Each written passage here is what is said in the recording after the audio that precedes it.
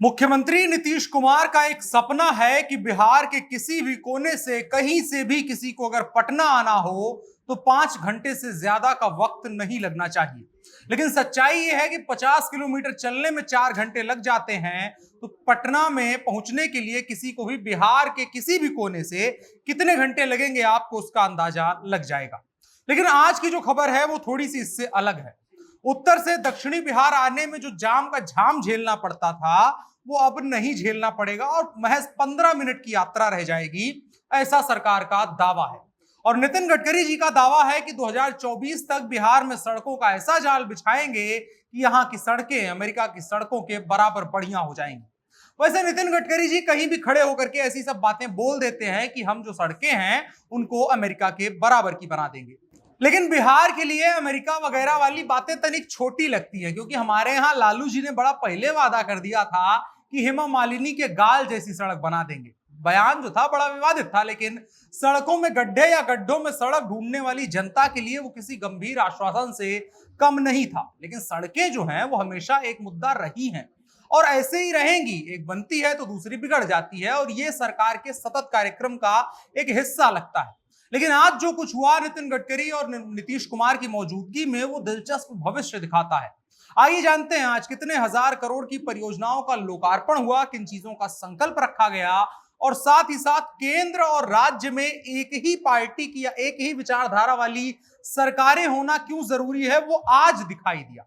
नमस्कार, मेरा नाम है अनुराग मिश्रा और आप देख रहे हैं जनता जंक्शन शो।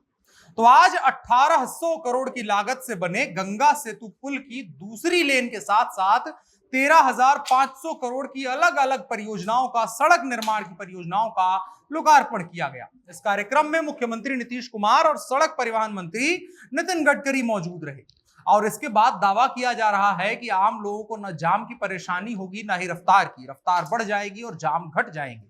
लोग महज 15 मिनट में हाजीपुर से पटना पहुंच जाएंगे।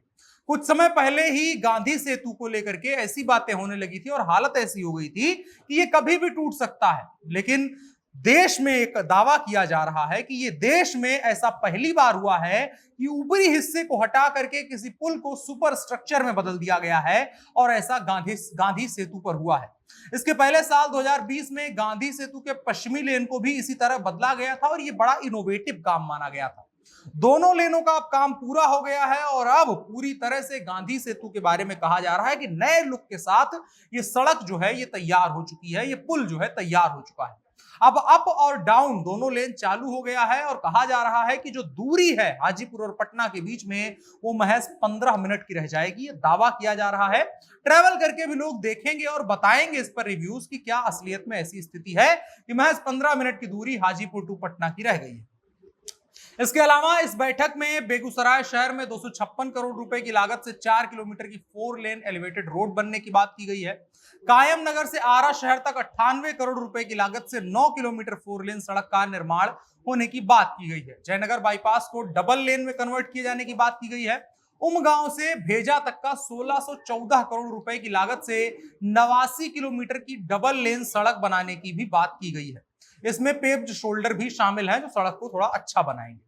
इसके साथ ही गोपालगंज शहर में 185 करोड़ रुपए की लागत से 4 लेन एलिवेटेड रोड बनाने की बात की गई है और इन तमाम परियोजनाओं का उद्देश्य बिहार की तस्वीर बदलना है। नीतीश कुमार की कभी यह संकल्पना थी कि बिहार के किसी भी कोने से पटना पहुंचने में मात्र 5 घंटे लगें और अब ऐसा कहा जा सकता है कि कहीं ना कहीं इन परियोजनाओं के पूरा होने के बाद नीतीश कुमार की उस संकल्पना को भी बल मिलेगा और नीतीश कुमार जो बीते 15 वर्षों से कर रहे हैं, तो 15-18 साल की जब इनकी सरकार पूरी होगी तो एक रिपोर्ट कार्ड लेकर के, बड़ा रिपोर्ट कार्ड लेकर जनता के बीच में जा सकेंगे कि जी हमने यहां से शुरू किया था और हमने यहां तक पहुंचा दिया है। उसके बीच में सारा कुछ तामझाम हो सकता है लेकिन अंत हमने एक अच्छा किया है, ऐसा हो सकता है।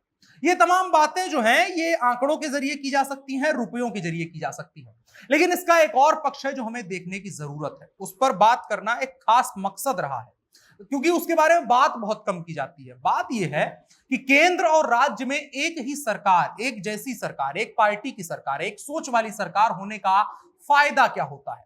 भारतीय जनता पार्टी और नीतीश कुमार का रिश्ता क्या है, इस पर बड़े सवाल खड़े होते हैं कि भाजपा नीतीश के साथ क्यों बैठी हुई है, दोनों एक दूसरे के साथ क्यों है, नीतीश कुमार और भाजपा के साथ क्यों आए, ये जो गठबंधन है नीतीश कुमार का और भाजपा को आखिर है क्यों। कई सवाल उठते हैं कि भारतीय जनता पार्टी और नीतीश कुमार जो है ये दोनों वैचारिक रूप से बहुत अलग है, लेकिन फिर भी एक साथ क्यों नजर आते हैं। भारतीय जनता पार्टी कोई महत्वाकांक्षी अपना बिल लेकर आती है, जैसे आप सीए का देख ले, तो उसका भी विरोध नीतीश कुमार बिहार में करते हैं, लेकिन अंदर खाने फिर कैसे इनके बीच सेटलमेंट हो जाता है, तो उसका जवाब जो है वो इसी परियोजना में छुपा हुआ है। आप एक चीज समझिए कि राज्यों में जब केंद्र सरकार को काम करना होता है तो उसके लिए सबसे मुफीद परिस्थिति क्या होती है। क्या वो दिन रात एक दूसरे को कोसने वाले राजनीतिक दल अपने नफे नुकसान को, पॉलिटिकल नफे नुकसान को छोड़ करके साथ आ सकते हैं। व्यापारिक नफा नुकसान नहीं होता है राजनीतिक प्रतिद्वंदिता की वजह से, लेकिन हाँ राजनीतिक नफा नुकसान होता है प्रतिद्वंदिता की वजह से। वैसे तो सबको साथ काम करना चाहिए, कैसी भी विचार की सरकारें किसी भी केंद्र या राज्य में काम करें, राज्य का विकास और देश का विकास जो है पहला प्रायोरिटी होना चाहिए।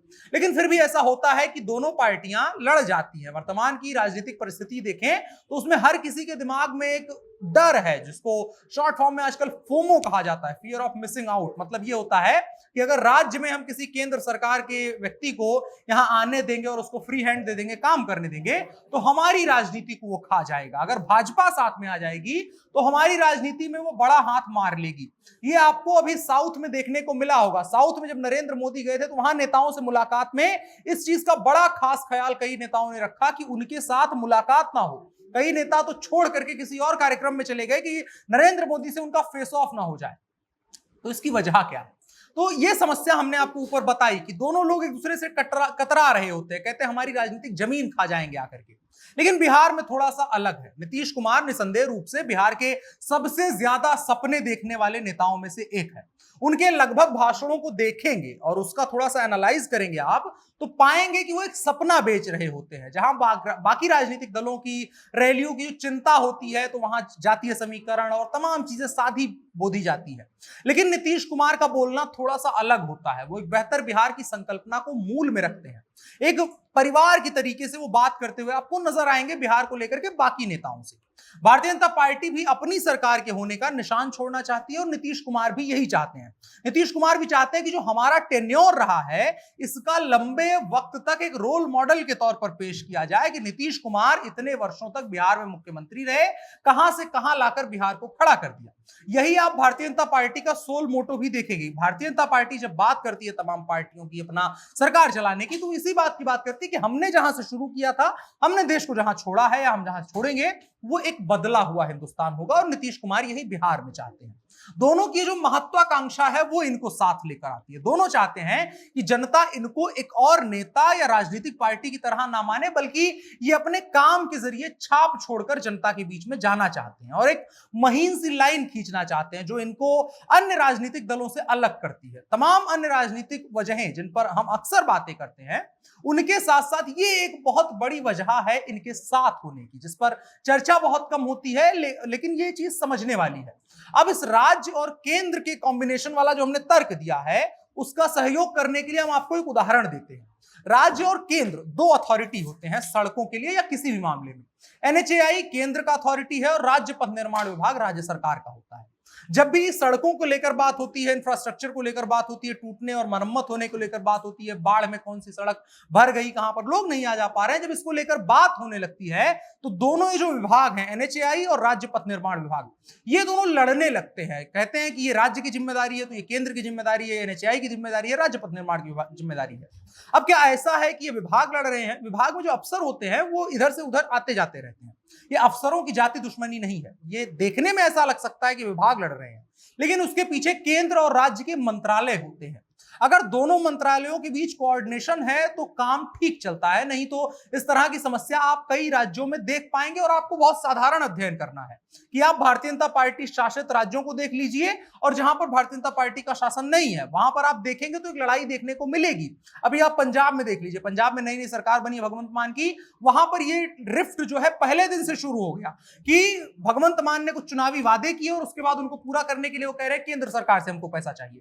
बाहरी राज्यों में भाजपा उसको इस तरीके से प्रमोट कर रही है कि भगवंत मान झूठ बोल के आए, पैसा केंद्र सरकार से लेंगे और नाम अपना लगाएंगे। तो इस तरीके की लड़ाई देखने को मिलती है और बिहार का यहीं पर फायदा हो जाता है कि नीतीश कुमार और भाजपा एक साथ खड़े होते हैं और इस वजह से मानते हैं हम, और ये चीज हमने आपको समझाने की कोशिश करी कि जब दोनों सरकारें होती हैं केंद्र और राज्यों में तो किस तरीके से काम होता है वो आप वर्तमान में बिहार में देख पाएंगे। अब इसके अलावा दो चीजें और जो नीतीश कुमार की आसपास के बयान है उस पर बात करते हैं। एक और बयान नीतीश कुमार ने दिया है और एक नारा टाइप का दिया है, अब लौट के आइए बिहार में। और नीतीश कुमार कहना है कि जल्द ही बिहार रोजगार का हब बनेगा और यहाँ के लोग उद्योग लगाने में बहुत उत्साहित हैं। और ये चीज जमीन पर देखी है कि बिहार में थोड़ा सा चेंज आ रहा है। पोस्ट पैंडेमिक देखें तो एक नया आपको देखने को मिलेगा।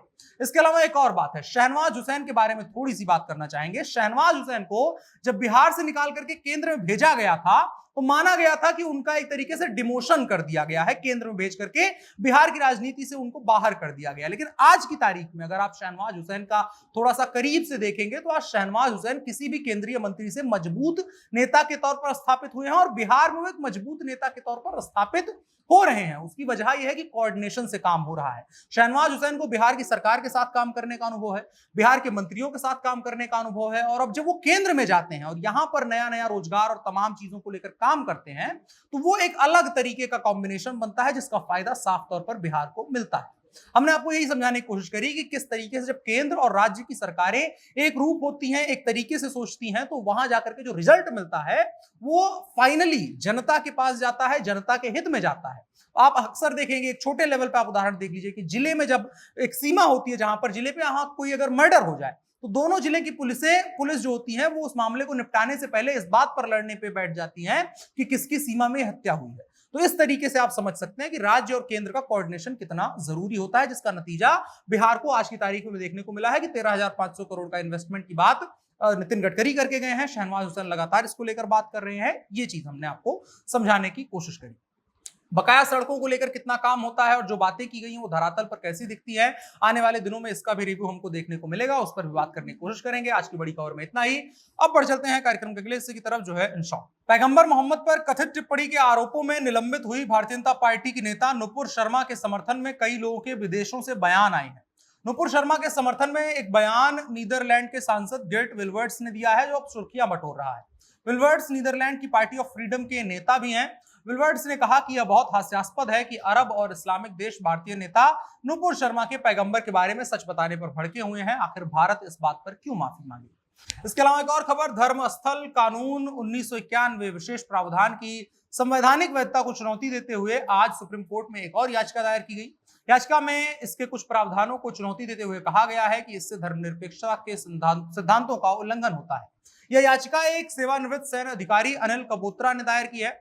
इसमें धर्मस्थल अधिनियम 1991 की धारा 2, 3 और 4 की संवैधानिक वैधता को चुनौती दी गई है। इसके अलावा खबर उत्तर प्रदेश से और अलग अलग राज्यों से इस खबर का लिंक है। उत्तर प्रदेश के लखनऊ और उन्नाव समेत 6 आरएसएस के कार्यालयों को बम से उड़ाने की धमकी देने वाले आरोपी को गिरफ्तार कर लिया गया है। तमिलनाडु पुलिस ने उसे पुदुकोट्टई से हिरासत में लिया है। पुलिस ने आरोपी की जो पहचान जाहिर की है वो राज मोहम्मद के रूप में हुई है। पुलिस ने बताया है कि राज मोहम्मद नाम के इस आरोपी से पूछताछ की जा रही है।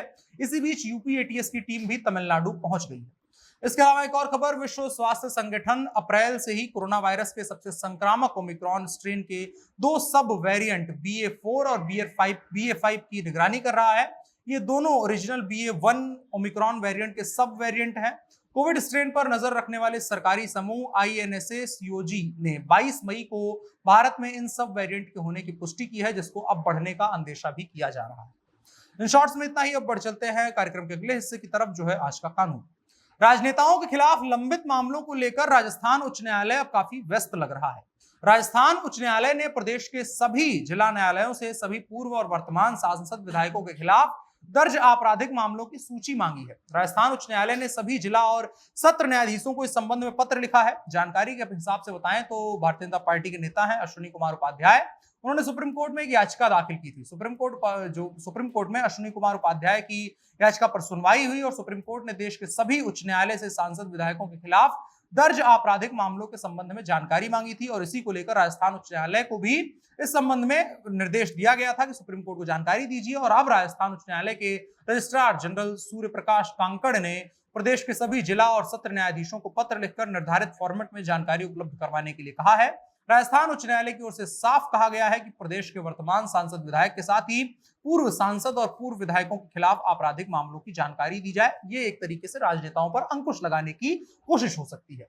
आज के कानून के हिस्से में इतना ही। अब बढ़ चलते हैं कार्यक्रम के आखिरी हिस्से की तरफ, जो है नसीहत। नसीहत माया एंजेलो की तरफ से है। ये एक अमेरिकी कवियत्री रही हैं और सोशल एक्टिविस्ट रही हैं। ये कहती हैं कि रचनात्मकता का आप जितना उपयोग करेंगे ये उतनी ज्यादा ही आपके पास आएगी। बहुत सारे लोग क्रिएटिविटी के एक लेवल पे जाने के बाद ब्लॉक कर लेते हैं, खुद को नया सीखने की ललक खत्म हो जाती है। लेकिन असल में अगर आप क्रिएट करना चाहते रहते हैं कुछ, तो आपको नया नया सीखते रहना होगा। आप सीखते रहेंगे तो आगे बढ़ते रहेंगे और उतना ही ज्यादा क्रिएटिविटी आपके अंदर आती जाएगी। मतलब रिपीट रिपीट रिपीट करना पड़ेगा। बकाया आपकी राय क्या है खबरों को लेकर के कमेंट बॉक्स में बता सकते हैं। वीडियो को साझा करिएगा। आज की जनता जंक्शन शो में इतना ही, फिर मिलेंगे। मेरा नाम अनुराग मिश्रा है, आप जनता जंक्शन शो देख रहे थे। कैमरे पर मेरे साथ ओम प्रकाश थे। शुक्रिया।